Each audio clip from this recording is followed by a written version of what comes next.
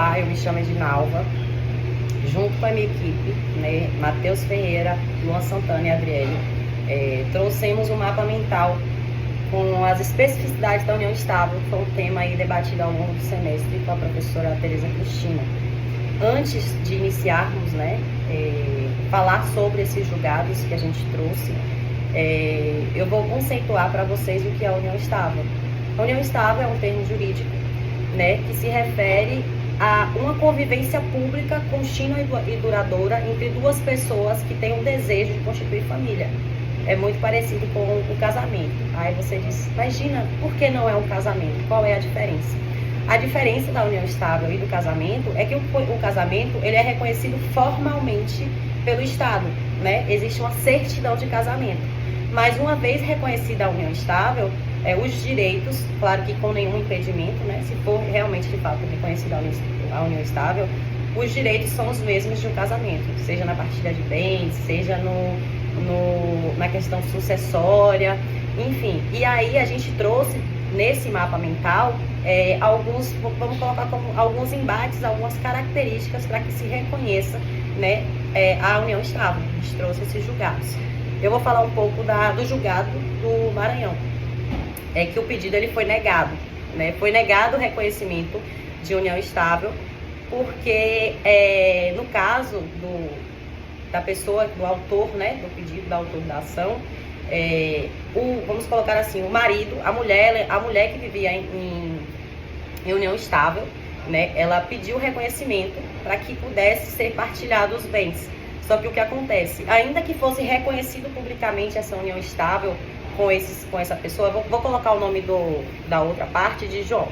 Ainda que Maria tivesse reconhecido publicamente a união estável com João ele tinha um casamento de fato válido, então não houve o divórcio. Nessa situação, não é possível reconhecer a união estável, até porque já existe um vínculo, né? Existe um casamento anterior. Então, para que se reconheça a união estável, seria necessário que esse casamento ele fosse dissolvido, né? Que existisse aí o divórcio. Então, nessa situação, a união estável ela é inexistente, ela é nula, não se reconhece. Então, Maria ela não pode requerer partilha de bens ou requerer reconhecimento de união estável, tá?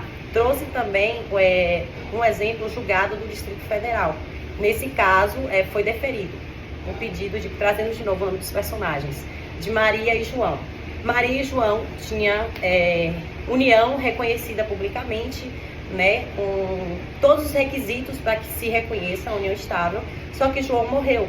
Então Maria até então não tinha pedido esse reconhecimento de união estável, né, eles só viviam ali, só que João morreu e aí Maria entrou pedindo, né, a partilha de bens, né, o sucessório. Nesse caso foi reconhecido porque João ele não tinha casamento válido, que foi o caso do Maranhão, né? E aí foi comprovado, todas as evidências, né, mostraram que eles tinham sim união estável, e nesse caso o pedido de Maria para que houvesse ali a sucessão de bens foi deferida. E agora a minha colega Adriele ela vai falar das outras jurisprudências que a gente trouxe, trazendo outros embates, né, outras questões dentro da união estável, porque não é só estar juntos, né, ter esse desejo de constituir família, mas é claro que existem outros impedimentos. Então é isso que a gente está trazendo no nosso trabalho nesse mapa mental. Olá, eu sou Adriele Souza e eu vou falar um pouco da união estável. Nos últimos anos, a união estável tem crescido significativamente no Brasil.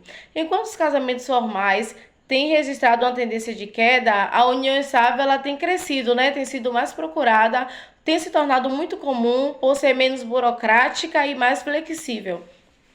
Em um único ano, o cartório ele registrou 132 mil atos de uniões estáveis. Mas por que as pessoas estão optando pela união estável ao casamento civil? Esses casais, eles têm levando em consideração alguns benefícios que a união estável tem oferecido, né, para eles, como a facilidade de formalização, é diferente do casamento civil, ela não exige cerimônia ou registro obrigatório no cartório, o reconhecimento legal a união estável ela oferece praticamente os mesmos direitos do casamento civil, como partilhas de bens, herança e direito previdenciário, como pensão por morte, por exemplo. Tem um menor custo, não existe despesas com cerimônia ou taxas cartoriais, como no casamento civil, a flexibilidade. O casal ele pode optar pelo regime de bem diretamente no contrato da união estável, né, personalizando os aspectos patrimoniais conforme a preferência de cada casal. Eu destaquei aqui 2 julgados, né, de Mato Grosso do Sul e Mato Grosso, e vou falar um pouco sobre eles. No primeiro julgado de Mato Grosso do Sul, é um caso de um casal que eles tinham apenas 2 meses de convivência e apenas 2 semanas morando junto, e eles pedem esse reconhecimento, mas o juiz ele nega por entender que o período de relacionamento é muito curto, ele não reconhece como sendo suficiente para legitimar essa união estável. Então ele não reconhece, né, de fato, essa união é configurada como uma união estável, mesmo que essa união ela esteja amparada pelas as outras características e requisitos que são exigidos na união estável, mas ele não reconhece. Já no Mato Grosso, é a questão de um imóvel que está em nome do terceiro.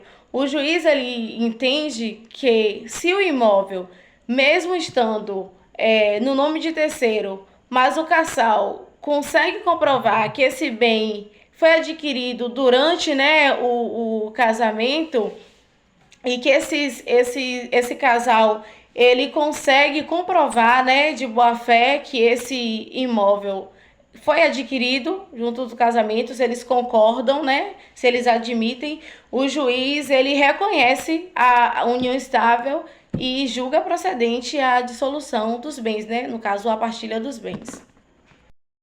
E esse foi o nosso trabalho, né? Trouxemos essas 4 jurisprudências a fim de que vocês entendam que, apesar das especificidades, né, que tem a união estável, existem alguns requisitos, né, que impossibilitam o reconhecimento dessa união.